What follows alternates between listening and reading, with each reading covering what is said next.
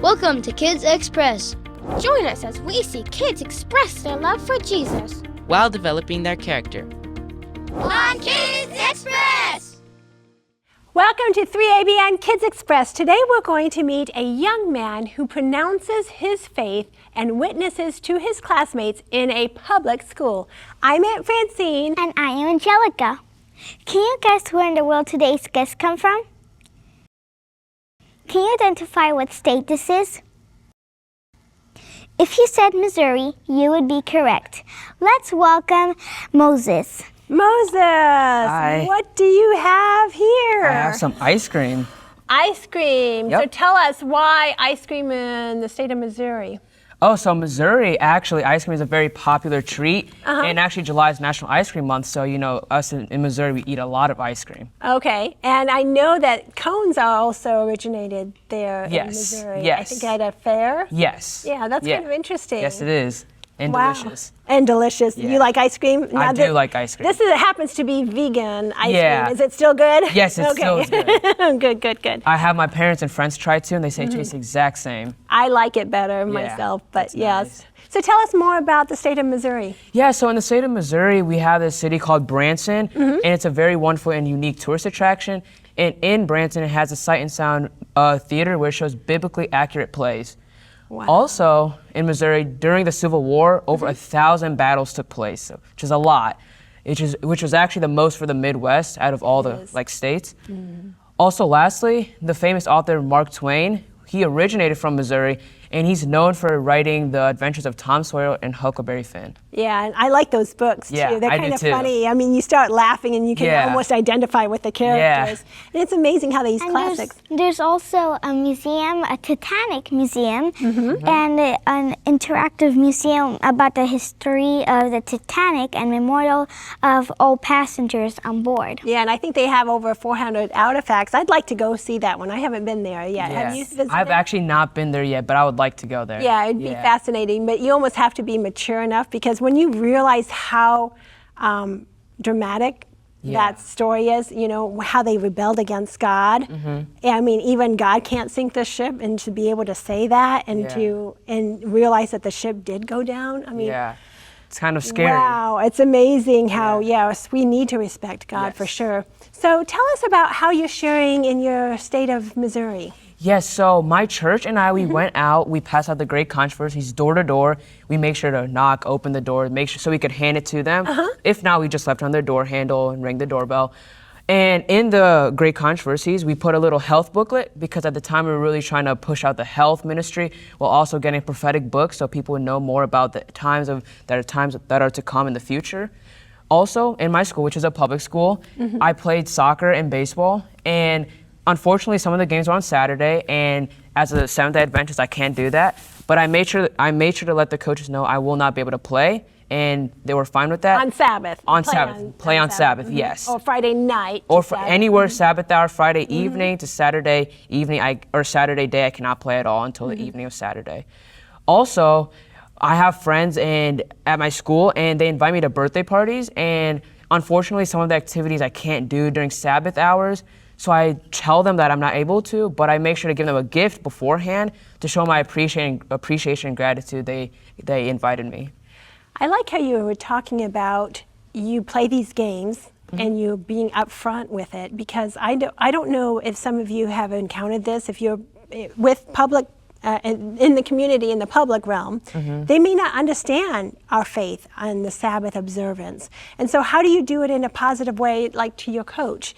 And why is your coach lenient or allows you to still play on the team without playing on Sabbath, if that makes sense? Yeah, so for me, I worked really hard, going the extra mile of doing extra things. I mean, even in the Bible, it tells us to work hard in Proverbs. So I think working really hard, I think the coach saw something that was unique in me compared to like all the other players. So I think that's what made him a little more, lenient. He wasn't too happy, I'll tell you that, because, that's missing a player.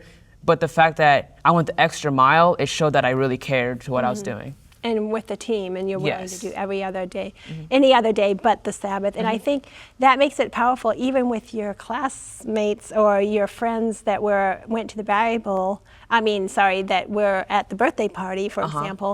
You know, I know that there's times where it's debatable, like you want to say, I want to go over there, and you said something about asking about what's going to happen at the birthday party.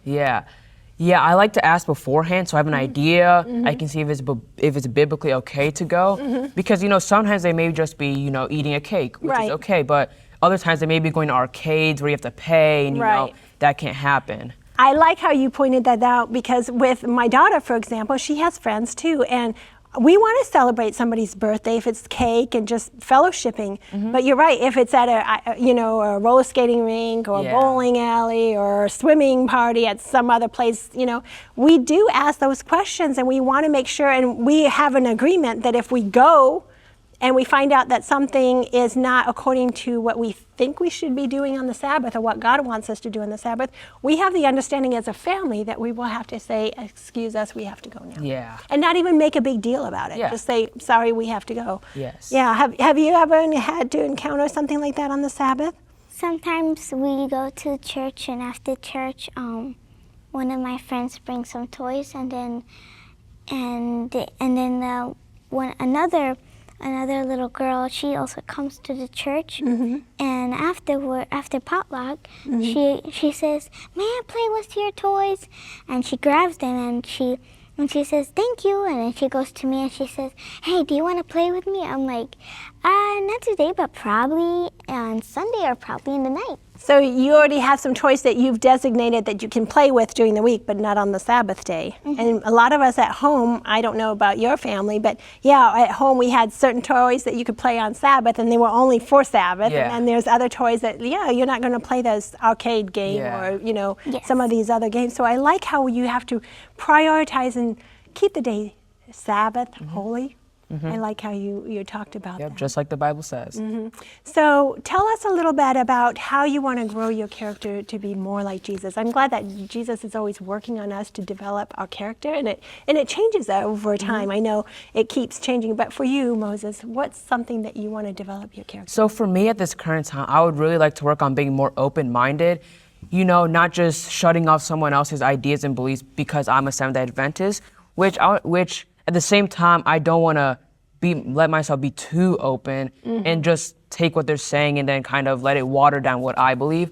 I want to hear what they say, stand firm for what I believe, and then maybe tie what they're saying into the Bible so that they're able to see, oh, maybe there is something different. Like in the case of evolution, I have a friend who he believes in it, but when I told him that, yeah, I believe that God, he created everything here, like the animals, it was like evolving.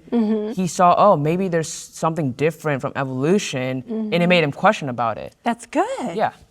And you already planted a seed, and I like how you mentioned that you want to stand up for your own beliefs and you want to be open-minded, but not be influenced in a negative way. And that kind of comes to an object lesson, if I may, and maybe you can help me with this. Sure. But I brought some dirty water. Ooh.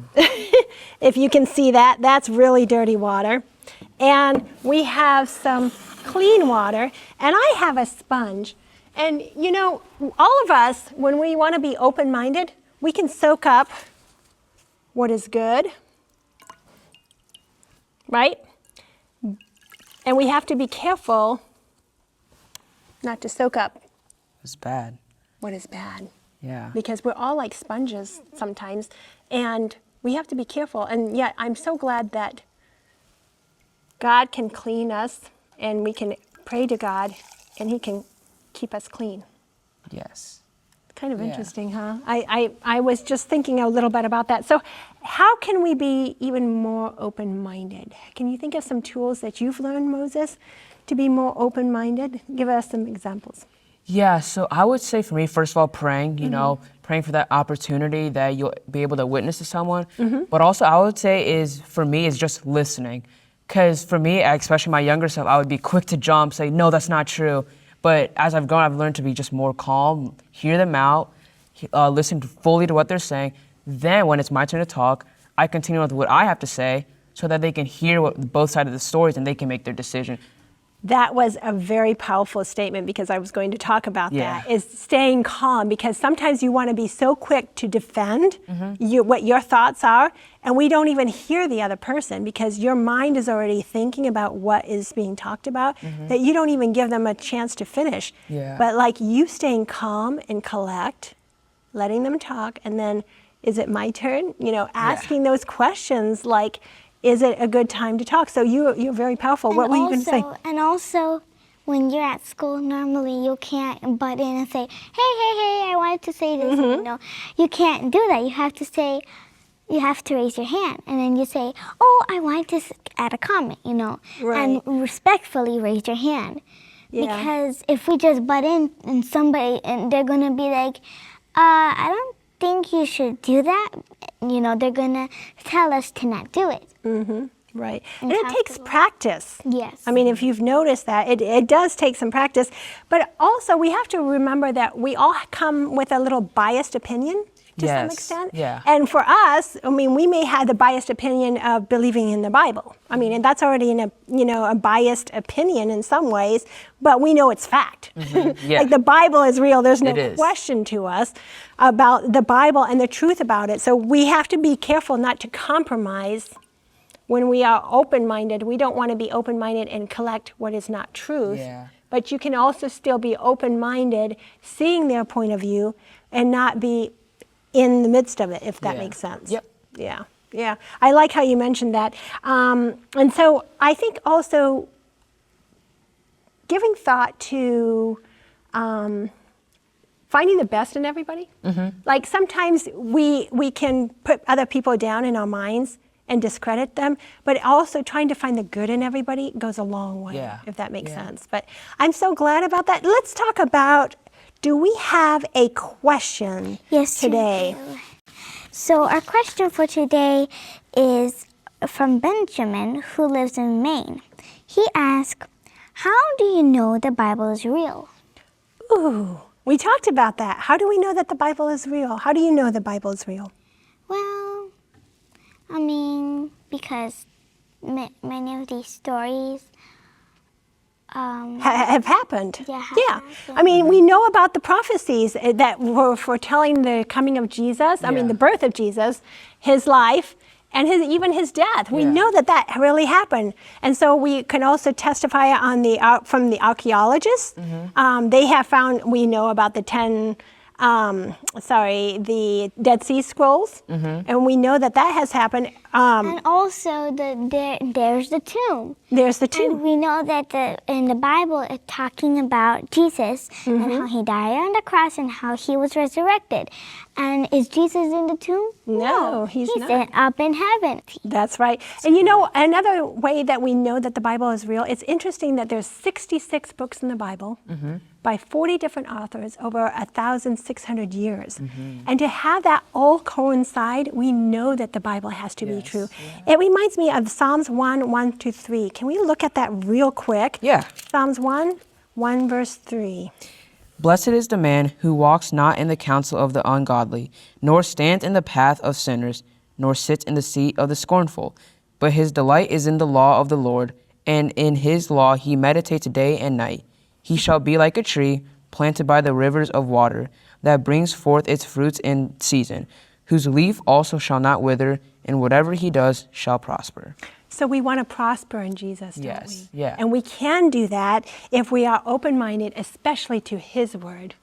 Thank you, Moses. And we thank you for joining us on Kids Express. And we hope that you can keep an open mind in this world and focus on Jesus. Thanks for joining us on Kids Express! Are you ready for some ice cream? Yes, I am. Woo, there you go.